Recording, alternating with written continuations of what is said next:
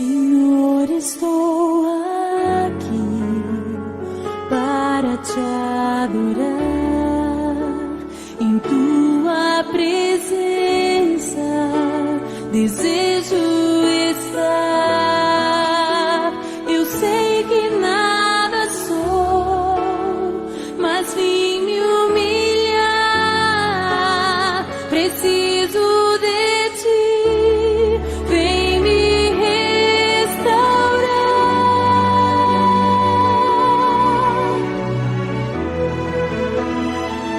Eu quero ser como um jardim fechado, regado e cuidado pelo teu Espírito.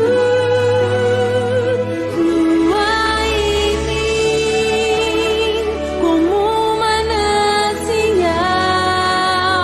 do meu interior, com águas vivas. Restaura o meu ser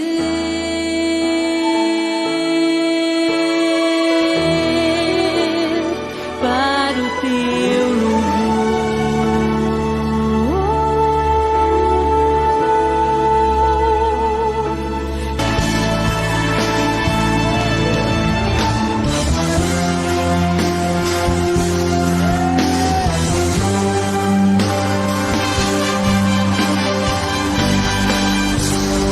Eu te farei como um jardim fechado, regado e cuidado pelo meu Espírito.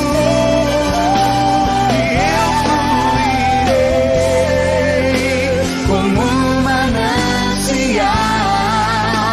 no teu interior, com águas vivas. Te restaurarei, Restaura o meu restaurarei para o teu louvor. Eu te farei como um jardim fechado, regado e cuidado pelo meu Espírito.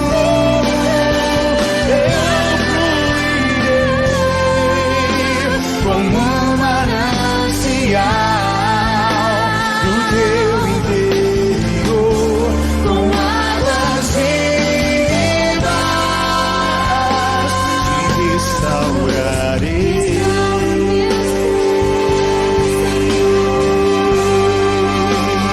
para o meu louvor.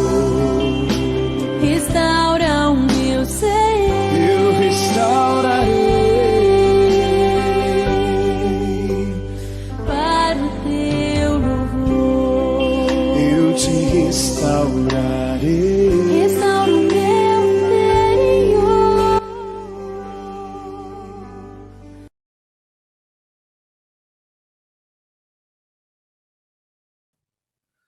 Como vai, povo? 100%, 100% alvos da graça, da misericórdia, do amor de Deus em Cristo Jesus. Estamos aqui mais um domingo e eu quero te convidar para abrirmos a palavra do Senhor mais uma vez e nós leremos o texto sagrado no livro do profeta Isaías. O capítulo é o capítulo de número 58. Nós iremos fazer a leitura desse capítulo por inteiro, até o versículo 14.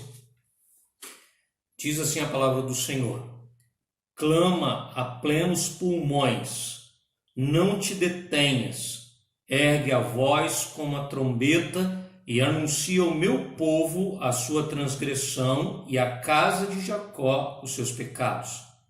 Mesmo nesse estado, ainda me procuram dia a dia, têm prazer em saber os meus caminhos.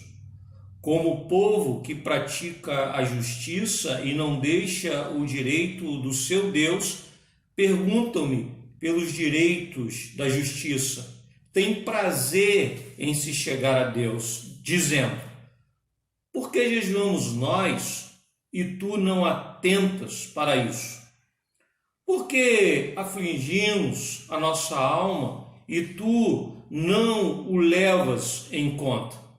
Eis que no dia em que jejuais, cuidais dos vossos próprios interesses e exigis que se faça todo o vosso trabalho.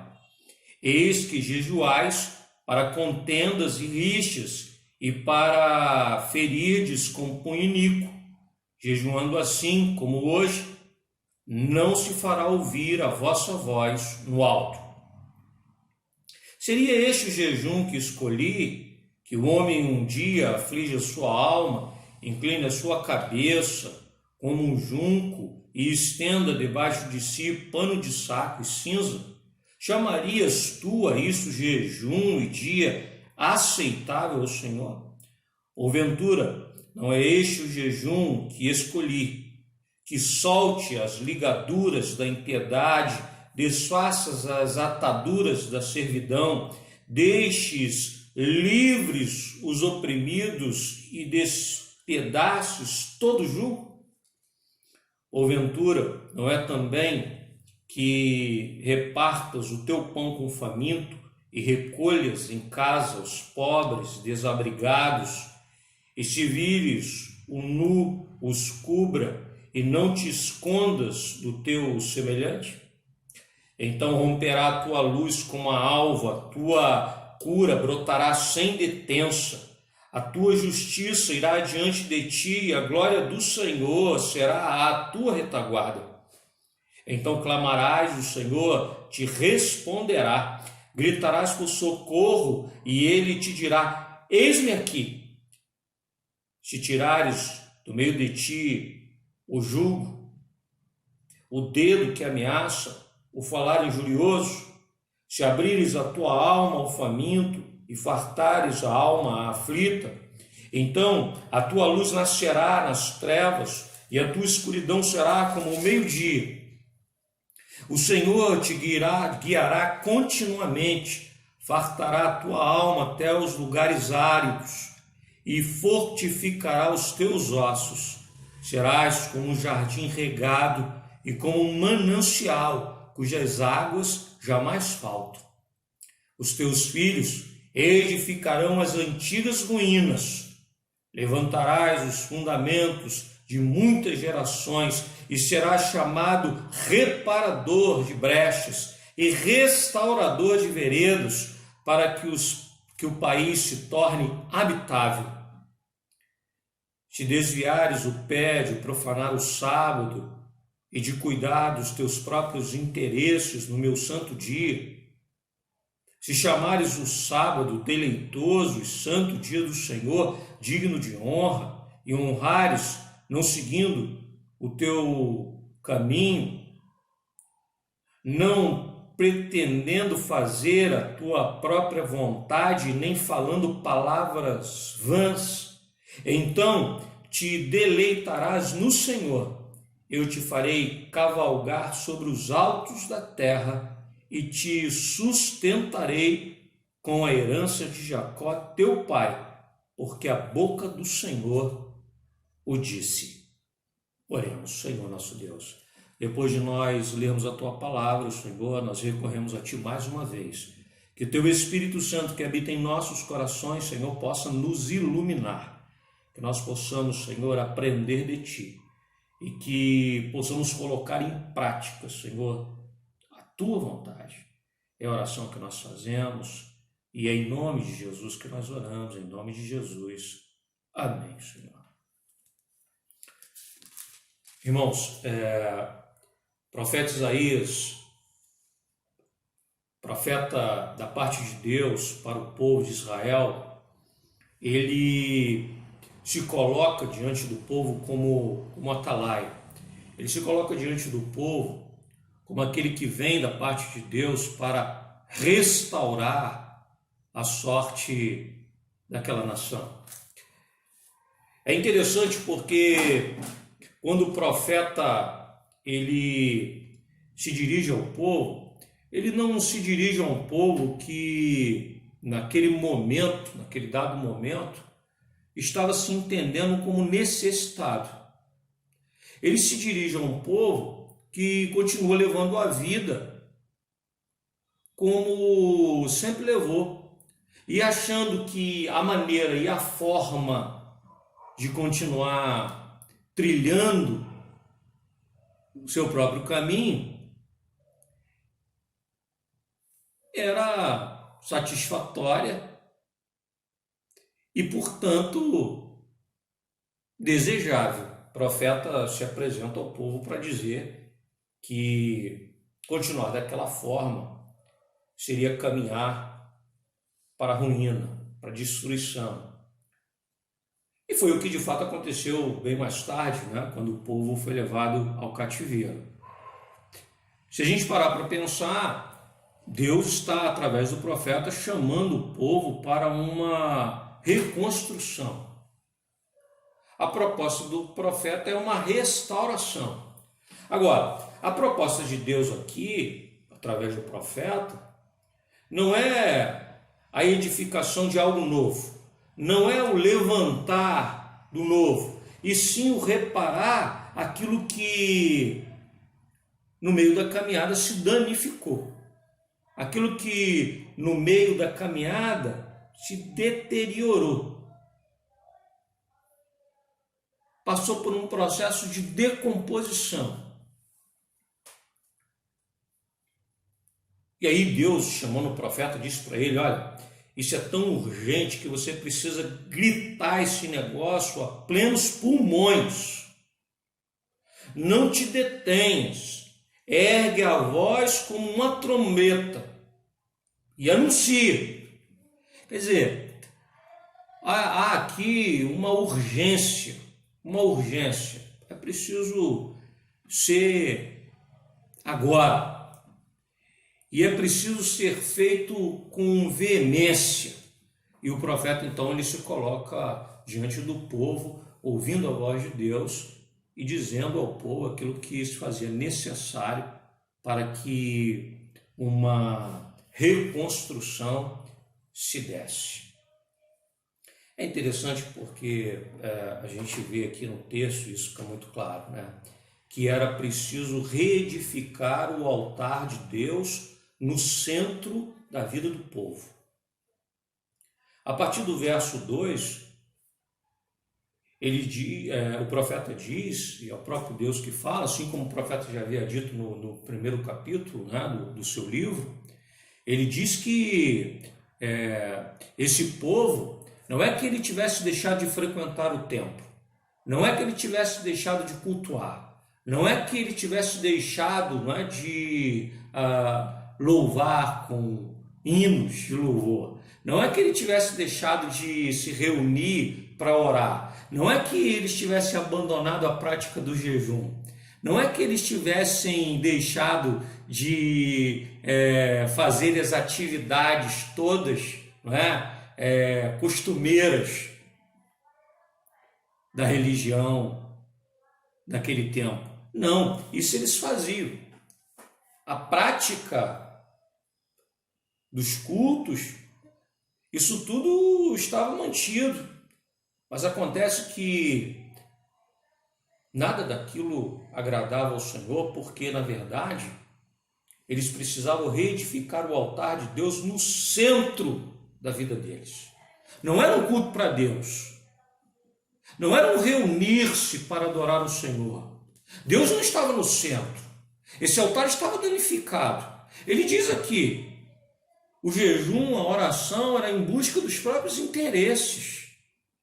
É o estar lá buscando seus próprios interesses. Aí o profeta diz, não, nós devemos estar diante de Deus para adorá-lo, para bendizê-lo, como diz o nosso catecismo, né? Nós fomos criados para adorarmos, para o louvor e a glória do nosso Deus e para gozarmos do Senhor para sempre. Essa é a ideia do culto. Quando a gente pensa no nosso retorno, depois desse período de afastamento, né, a gente pensa numa igreja que vai ter uma responsabilidade ainda muito maior de tratar aqueles que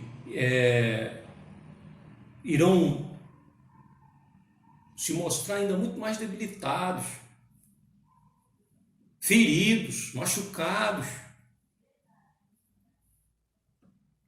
Mas é certo que nós também estamos passando por esse período e Deus nos chama. É preciso um tratamento aqui, é preciso um tratamento no nosso coração para que nós possamos, como igreja, realmente cumprirmos com o nosso papel logo depois dessa pandemia. Porque nós vamos encontrar um povo quebrado, um povo machucado. Muitos ainda ressentidos pela perda do ente querido, muitos ainda com problemas financeiros, muitos que perderam emprego, outros tiveram as suas empresas, né, levadas à falência por esse momento. Desilusão, falta de esperança. Tudo isso nós vamos encontrar daqui a pouco, logo mais, é verdade. Mas como igreja, o que nós vamos oferecer? Quando abrimos as nossas portas, o que nós teremos para oferecer? Nós precisamos, irmãos, levar em consideração que o Senhor, Ele nos chama para nós reconstruirmos, reedificarmos. Agora, o altar de adoração ao nosso Deus deve estar no centro da nossa vida, portanto será o centro do nosso culto. E quem entrar pelas portas da igreja saberá que ali tem um povo que adora ao Senhor, que bendiz o nome de Deus, que entende que não há outro bem maior senão o nosso próprio Deus, como nosso mantenedor, como aquele que com amor e com graça e misericórdia nos trata. O povo virá cansado e nós precisamos então abraçar, acolher e tratar todo esse que virá cansado, desiludido, sem esperança. Agora, o nosso culto precisa ser um culto segundo a vontade de Deus, um culto onde o altar de adoração ao Senhor esteja no centro. Mas para isso precisa estar no centro da minha vida, para isso precisa estar no centro da tua vida. Alguns estão dizendo que muitas pessoas agora que estão na caminhada há muito tempo na igreja estarão totalmente desanimados e nesse retorno muitos não estarão lá. Mas será que não é justamente por isso? Será que esses que não estarão lá, não estarão justamente porque nunca entenderam a proposta de Deus para o culto? Será que não é porque o altar de adoração ao Senhor está em ruínas? Não está no centro da vida? Não é prioridade a vida de oração, o comprometimento com a palavra. Versículo 3, ele diz assim: se desviares o pé de profanar o sábado, de cuidar dos teus próprios interesses, no meu santo dia, se chamares ao sábado deleitoso e santo dia do Senhor, digno de honra, e honrares, não seguindo os teus próprios caminhos, não pretendendo fazer a tua própria vontade e nem falando palavras vãs. A ideia aqui é justamente essa, não é? É Deus no centro, quer dizer, é deixar de fazer a minha vontade, deixar de fazer o meu querer para viver a vontade de Deus na minha vida. Quem são esses que não estarão conosco no retorno? E eu gostaria de dizer para todos, irmãos, nessa hora, agora, é hora de nós olharmos para o nosso altar de adoração, nosso Deus, se é preciso restauração, se é preciso reconstrução, se é preciso reparo, nós vamos buscar isso no Senhor. Aqueles que levam a vida, até a gente que frequenta a igreja, a gente até vai à igreja, a gente até participa do culto, a gente na hora do louvor levanta a mão, a gente até ora na reunião de oração. Mas a pergunta é, será que Deus tem sido o centro Será que o nosso interesse é agradar ao Senhor?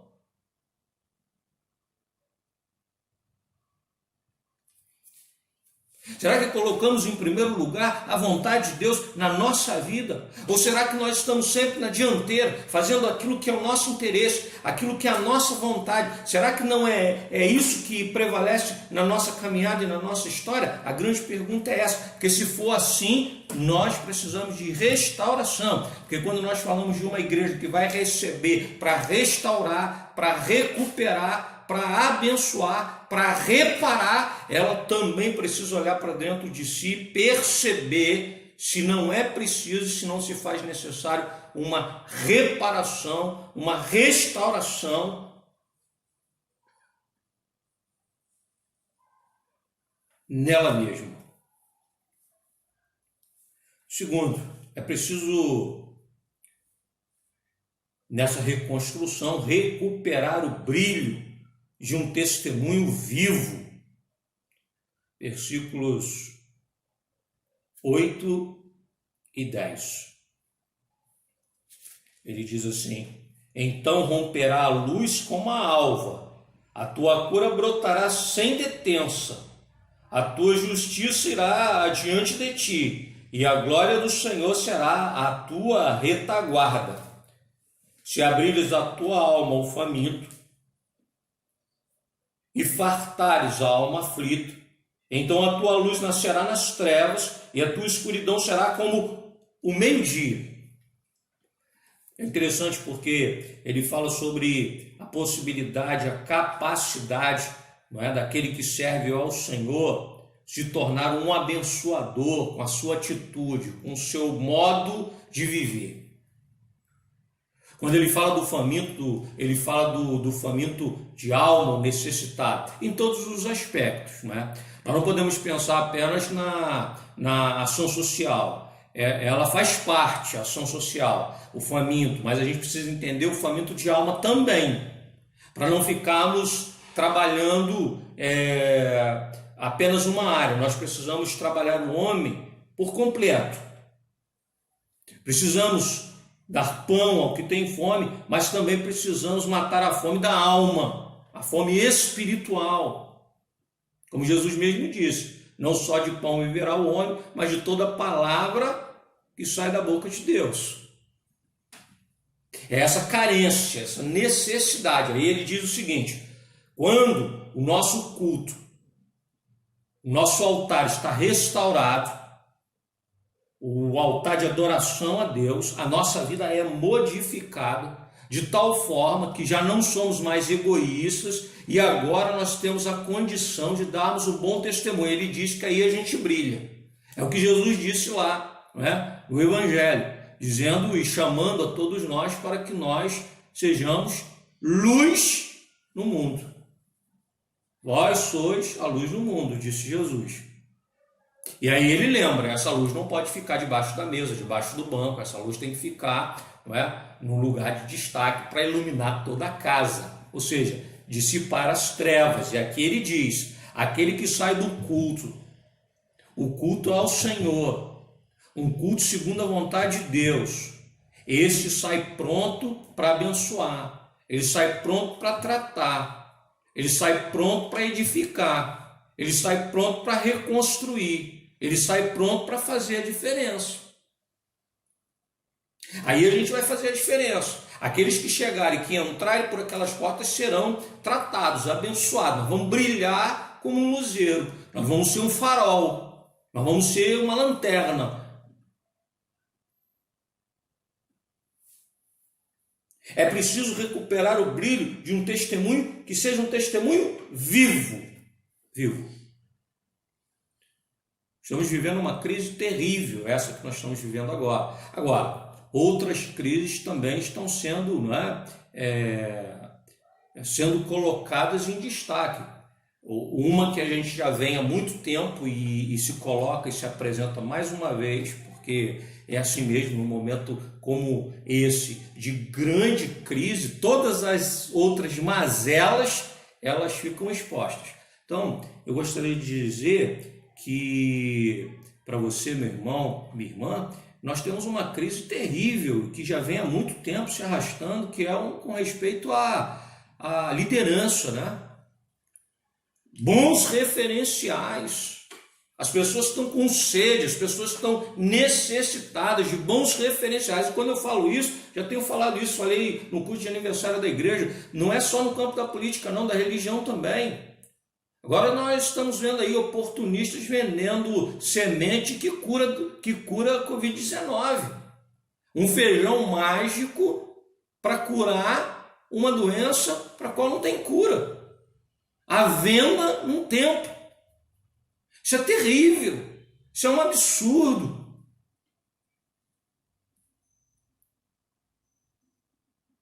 O nosso povo está sendo assolado por tantos problemas, e um dos problemas que assola o nosso povo é justamente esse: falta de bons referenciais.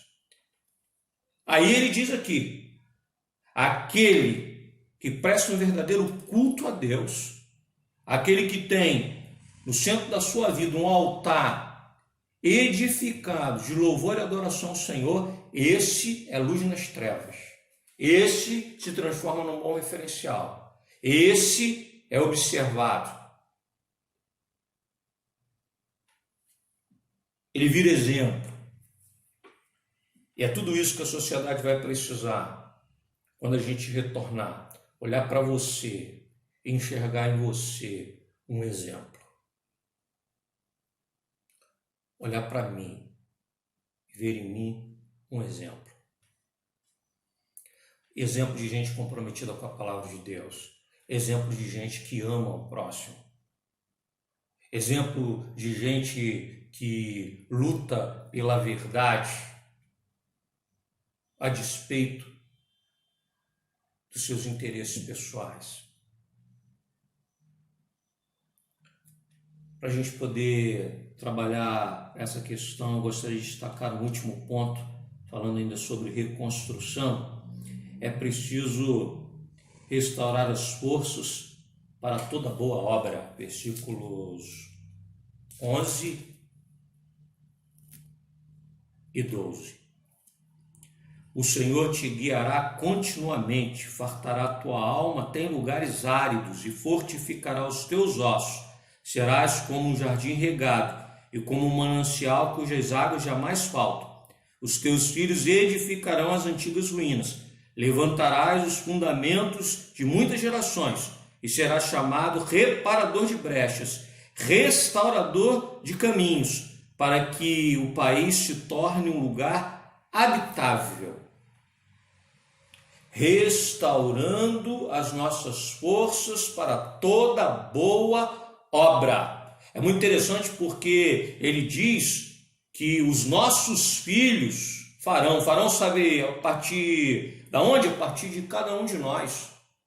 Você veja, os meninos do presbítero Anderson, os filhos do presbítero Nilson Porto,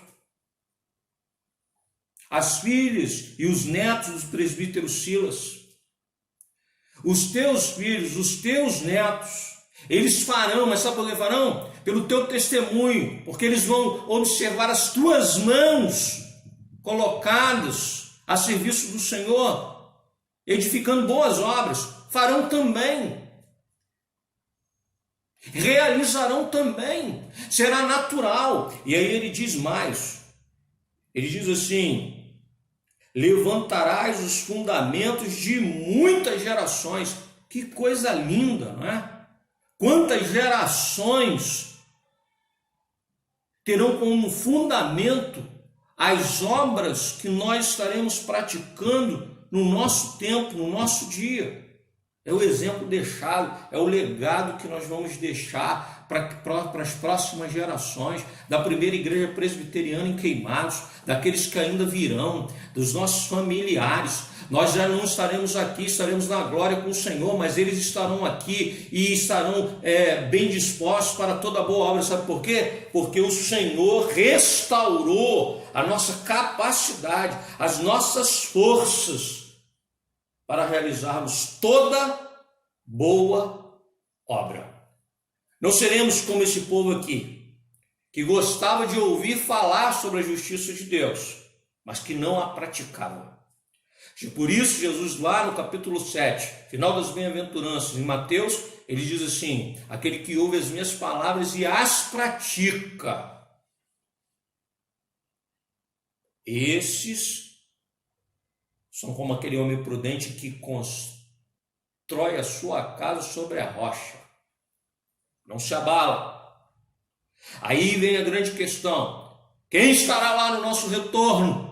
Aqueles que edificaram a sua vida, a sua casa, os seus sentimentos, os seus sonhos, a sua esperança, aonde? Na rocha, que é Cristo Jesus. Retornaremos, irmãos. Se há alguma coisa em mim que precisa ser restaurada, se há alguma coisa em mim que precisa de conserto, que o Senhor esteja restaurando, consertando. Se tenho colocado a minha vida, a minha vontade como prioridade, devo mudar imediatamente. Se coloquei o trabalho da minha mão como centro da minha vida, agora na quarentena, fui impossibilitado de trabalhar. Quem está no centro? Coloquei a minha saúde, muitos ficaram doentes. Quem está no centro? A primazia é o recurso financeiro. Entramos numa crise econômica. Quem é a garantia de sustento? Eu gostaria de dizer para os irmãos, para a gente poder encerrar o sermão dessa noite: reconstrução, proposta de Deus para reparar o que se danificou na caminhada. Reedificarmos o altar de adoração ao nosso Deus no centro da nossa vida. Recuperarmos o brilho de um testemunho vivo diante dos homens. Buscarmos em Deus restauração para as nossas forças, para realizarmos toda boa obra. E aqueles que iremos receber, depois que nós abrirmos as nossas portas, verão em nós a luz de Cristo Jesus. Que Deus nos abençoe. Irmão, nós estaremos orando agora nesse instante. Eu quero que você aí na sua casa curva a tua cabeça, vamos pedir ao Senhor. O Senhor mais uma vez nos chama.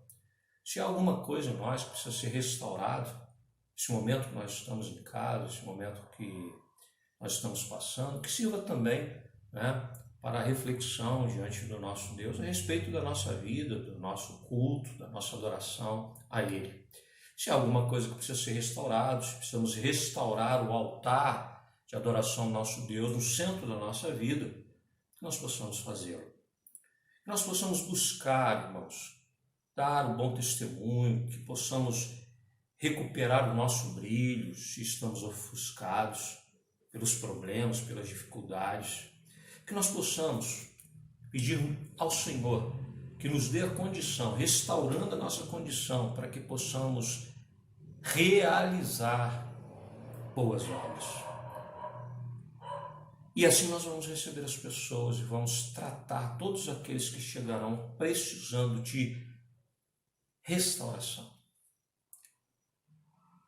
de reconstrução na sua vida. Estruturas abaladas, nós precisamos estar ali para realizarmos essa obra e nós faremos em nome de Jesus. Feche teus olhos, curva a tua cabeça, vamos falar com o nosso Deus, logo depois estarei impetrando a bênção. Senhor nosso Deus, agora nesse instante, meu Pai, nós queremos te pedir, Senhor, que Tu esteja tratando os nossos corações. Se há em nós, Senhor, algum lugar, alguma área que precisa ser restaurada por Ti, que Tu venha, Senhor, e opere em favor de cada um de nós. A fim, Senhor, de que nós possamos nos apresentar como verdadeiros adoradores diante de Ti, tendo um altar de adoração no centro da nossa vida, Senhor. Que nós possamos, ó Pai,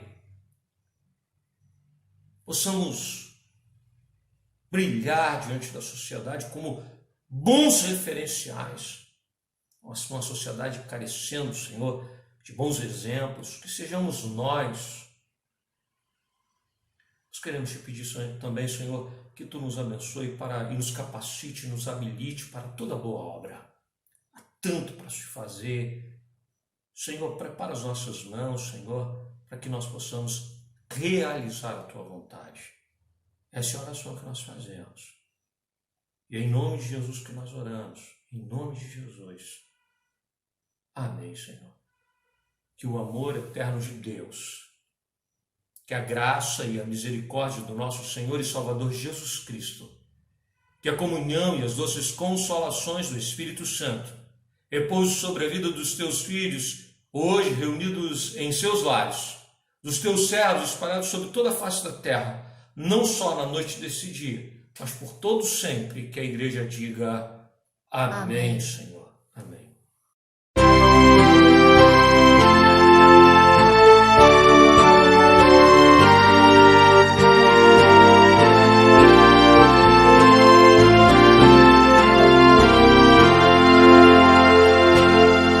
Em Jesus confiar, sua lei observar, oh que gozo, que bênção, que paz, satisfeito guardar tudo quanto ordenar, alegria perene nos traz, crer observar tudo quanto ordenar, o fiel obedece ao que Cristo mandar.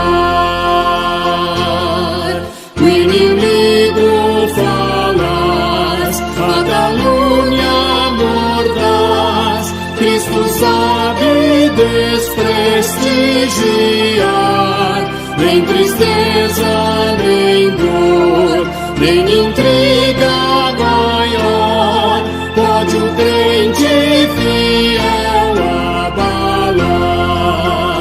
Crer e observar tudo quanto ordenar, o fiel obedece ao que Cristo mandar. Grande prova de amor, comunhão no Senhor, tem o crente zeloso e leal, o seu rosto mirar, seus segredos privar, é consolo que não tem igual. Crer e observar tudo quanto ordenar, o fiel obedece ao que Cristo mandar.